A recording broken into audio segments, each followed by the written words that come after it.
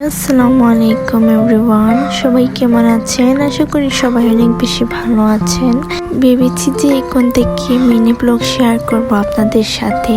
তো সকাল সকাল ঘুম থেকে উঠে পড়েছি। উঠে আমি ওয়েদারটা দেখছিলাম, তারপরে চা খেলাম। আসলে আমরা বাঙালি যারা আছি তাদের কিন্তু চা না খেলে চলেই না, বিশেষ করে সকালে তো খেতেই হয়।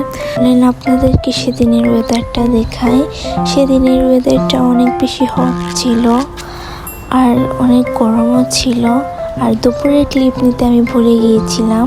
রাতে হঠাৎ মন চাইলো ফুচকা খেতে, সেই জন্য চটপট ফুচকা বানাতে চলে গেলাম।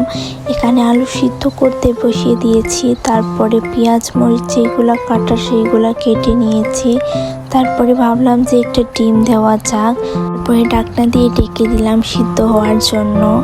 তারপরে এখানে আম্মুকে বলেছি যে পেঁয়াজ মরিচগুলো মেখে দিতে, সেইগুলাই মেখে দিচ্ছিল।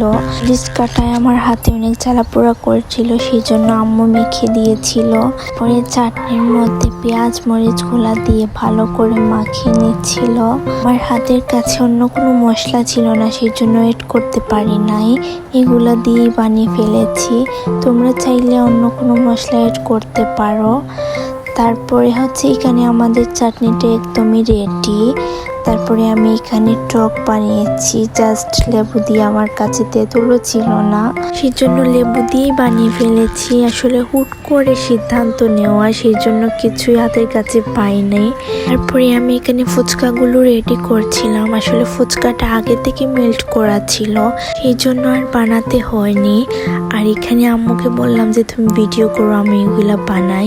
পরে সবাইকে দিয়ে আমি আমার জন্য বানিয়েছি। আমি অর্ধেক খেয়ে ফেলেছি, এইগুলা দেখাচ্ছি আপনাদেরকে। এখানে আমিনও বলছে ও খাবে, সেই জন্য ওকেও দিয়েছি। তারপরে ভাবলাম যে একটু মেহেন্দি মাখি।